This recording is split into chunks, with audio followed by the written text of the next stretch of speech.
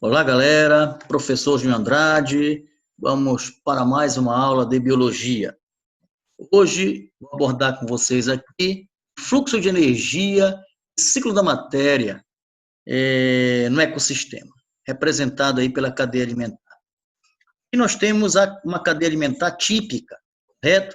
Formada aí pelos vegetais, herbívoros, carnívoros, detritívoros e decompositores, tá? Só para recordar, na aula 1, eu falei para vocês de uma cadeia alimentar no ambiente aquático, e lá os produtores representados pelos fitoplâncton, tá? E aqui, no caso, pelos vegetais, já que eu estou falando de uma cadeia alimentar no ambiente terrestre, perfeito? Então, vamos tentar entender, lembrar um pouco sobre cadeia alimentar. Aqui eu tenho uma cadeia representada pelos vegetais, no caso as gramíneas. As gramíneas são os produtores, ou seja, os seres autotróficos, aqueles que são capazes de produzir seus próprios alimentos por meio da fotossíntese, já que eu estou falando de vegetais. A fotossíntese também pode ser realizada por bactérias, por algas, como nós já vimos, mas aqui especificamente falando dos vegetais fotossintetizantes. Perfeito? Esses vegetais, por sua vez, vão servir de alimento para os herbívoros, representado aí pelo coelho.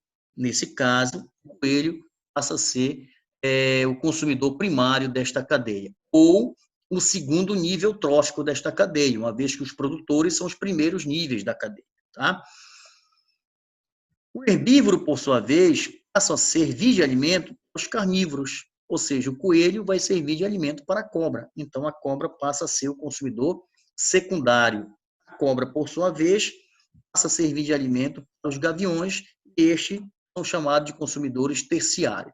Então, veja, eu tenho numa cadeia alimentar os produtores, ou primeiro nível, os consumidores primários, ou segundo nível, consumidor secundário, ou terceiro nível, e consumidor terciário, ou quarto nível trófico desta cadeia.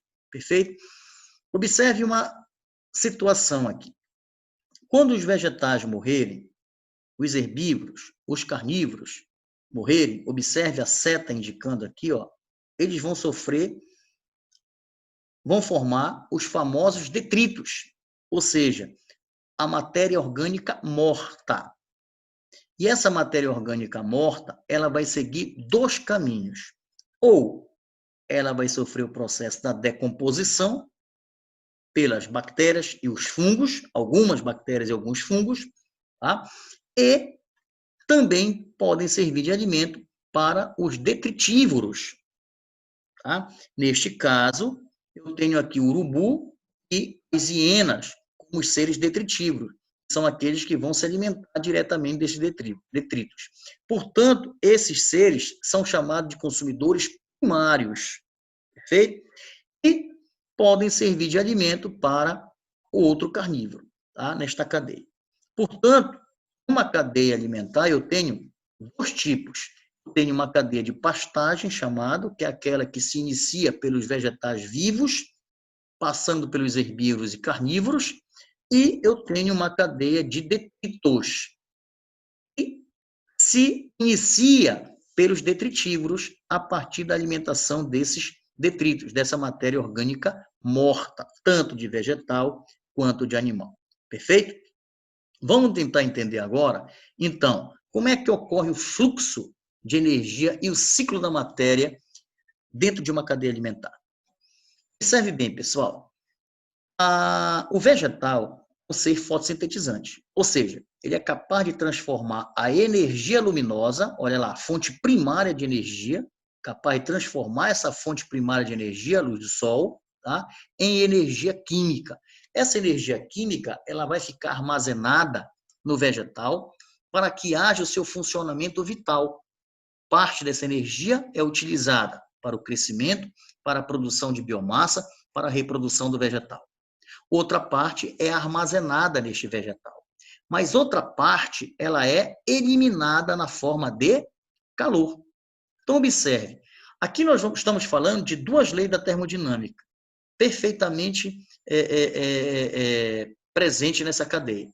Por exemplo, A energia ela não pode ser criada e nem destruída, mas ela pode ser transformada. É a primeira lei da termodinâmica, que é a lei da conservação de energia. Ou seja, energia luminosa foi transformada em energia química, em energia potencial. Perfeito? Mas observe, toda essa energia presente nesse nível trófico, no nível trófico dos produtores, essas 2.000 quilocalorias, ela é utilizada pelo vegetal, toda essa energia? Obviamente que não. Parte dessa energia ela vai ser utilizada pelos vegetais para o seu funcionamento vital. Crescimento, produção de biomassa, reprodução, correto? No processo respiratório é utilizado, mas uma parte dessa energia ela é eliminada na forma de calor. Ou seja, aqui nós temos, então, o entendimento da segunda lei da termodinâmica, que é a entropia. Ou seja, nem toda energia presente num determinado nível é utilizada. Parte dessa energia ela é dissipada. Perfeito? Bom, mas aí o herbívoro vai se alimentar desses produtores. Quanto de energia esse herbívoro é capaz de tirar desses vegetais? Será quantos por cento dessa energia? Normalmente, por regra geral, 10% dessa energia vai passar do produtor para o consumidor primário. Ou seja, 10% de 2.000 calorias, você tem 200 quilocalorias. Correto? Foi quanto ficou disponível do produtor para o consumidor primário. Será que o herbívoro vai utilizar todas essas 200 quilocalorias? Obviamente que não. Parte dessa energia vai ser utilizada para o seu funcionamento vital, para o seu crescimento, reprodução, outra parte vai ficar armazenada, tá? E outra parte da energia vai ser eliminada na forma de calor, representada aqui por esse Ezão aqui, perfeito? E quanto vai sobrar de energia, vai ficar disponível de energia para o consumidor secundário? 10%. Quanto é 10% de 200? 20 quilocalorias, perfeito? Toda essa energia aqui vai ser consumida pela cobra? Obviamente que não. Por quê? Parte dessa energia vai ser utilizada pela cobra para o seu funcionamento vital, parte vai ser armazenada e outra parte é eliminada na forma de calor, mostrando aqui por esse E. E quanto vai sobrar, então, de energia disponível para o consumidor terciário? Tá? Uma vez que esse consumidor terciário vai se alimentar do consumidor secundário. Então, quanto de energia vai sobrar para o gavião? 10%. 10%, portanto, eu tenho 2 quilocalorias. O que nós percebemos nessa cadeia alimentar? A energia, pessoal, ela vai reduzindo ó, à medida que passa de um nível trófico para o outro. Aqui nós temos um consumidor terciário topo de cadeia, ou seja, não tem predador natural para ele. Imagina que se tivesse um predador aqui, tá? Que fosse alimentar do gavião. Quanto de energia passar? Quase nada. Por isso que numa cadeia alimentar você não encontra mais do que 4 ou 5 elementos. Perfeito? Porque essa energia vai sendo o quê? Reduzida ao nível de um nível trófico para o outro. Perfeito? Então, essa energia que vai passando de um nível para o outro, será que ela retorna para os níveis anteriores? Não. A energia, ela não retorna. A energia, ela é eliminada, ela é dissipada, ela é transformada em outras fontes de energia, mas ela não retorna ao sistema. Portanto, a energia, pessoal, ela tem um fluxo unidirecional. Unidirecional, ela não retorna para o sistema, para a cadeia. E ela é decrescente, ou seja, ela vai do produtor para os consumidores numa sequência decrescente. Ou seja, quanto mais próximo do produtor, maior a quantidade de energia. Quanto mais distante do produtor, menor a quantidade de energia. Perfeito? Bom, e a matéria? A matéria, pessoal, observe o seguinte, a matéria ela tem um fluxo cíclico. Por que um fluxo cíclico? Observe, quando esses seres vivos aqui, vegetais e animais, morrerem, observe a seta, vão sofrer o processo da decomposição, correto? Ou seja, vão formar esses detritos, matéria orgânica morta, e os decompositores, algumas bactérias e alguns fungos, vão decompor essa matéria orgânica, transformando essa matéria orgânica em compostos inorgânicos, em nutrientes, que vão servir para a alimentação, para o crescimento dos vegetais, vão ser absorvidos pelos vegetais. Ou seja, a matéria, ela retorna para o sistema, ela sai dos produtores, passando pelos consumidores e retorna para esses produtores, correto? Então, a matéria tem um fluxo cíclico, não esqueça disso, tá? Bom, vamos então para a seguinte questão. Pode-se definir cadeia alimentar como o caminho seguido pela energia no ecossistema, desde os vegetais fotossintetizantes até os diversos organismos que deles se alimentam e servem de alimento para outros. A figura apresenta a cadeia de pastagem e detritos. A letra E representa a energia desprendida na forma de calor. Veja, o que é uma cadeia de pastagem? É aquela que se inicia pelos vegetais fotossintetizantes, pelos vegetais vivos, correto? Passando pelos herbívoros, carnívoros. O que é uma cadeia de detritos? É aquela que se inicia pelos detritívoros, que vão se alimentar dos detritos. Perfeito? Bom, então, com base nesta cadeia alimentar, vamos fazer a seguinte análise. Considerando-se que os vegetais fotossintetizantes ocupam o primeiro nível trófico da cadeia, aqui, ó, primeiro nível da cadeia, com base na figura, tem-se que, letra A, os carnívoros Z são seres autotróficos. Obviamente que não. Os seres autotróficos são os vegetais. Os herbívoros são os consumidores primários. Tá? Então, está errado. Letra B. Os carnívoros X ocupam o segundo nível trófico. Olha lá, quem é o primeiro nível trófico? Os vegetais. Os herbívoros, segundo nível, e os carnívoros, o terceiro nível trófico. Então, a letra B está errada. Letra C. Os carnívoros Y são os consumidores secundários. Observe. Produtor, vegetal, consumidor primário, herbívoro, consumidor secundário, carnívoro X, consumidor terciário, carnívoro Y.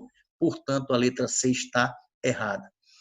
Os herbívoros são os consumidores secundários. Não, pessoal. Observe, produtor, vegetal, consumidor primário, herbívoro. Então, a letra D está errada. Letra E. Alguns indivíduos que se alimentam de vegetais e de outros animais podem ocupar mais de um nível trófico em uma rede alimentar. Pessoal, olha essa análise aqui.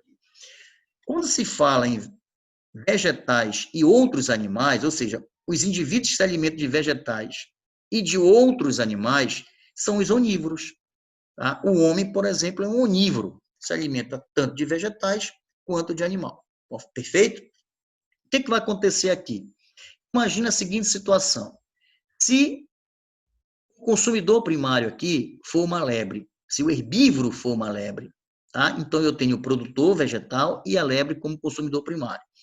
Se o homem entrar nesta cadeia, agora eu vou formar uma cadeia alimentar, o homem, neste caso aqui, passa a ser o consumidor secundário.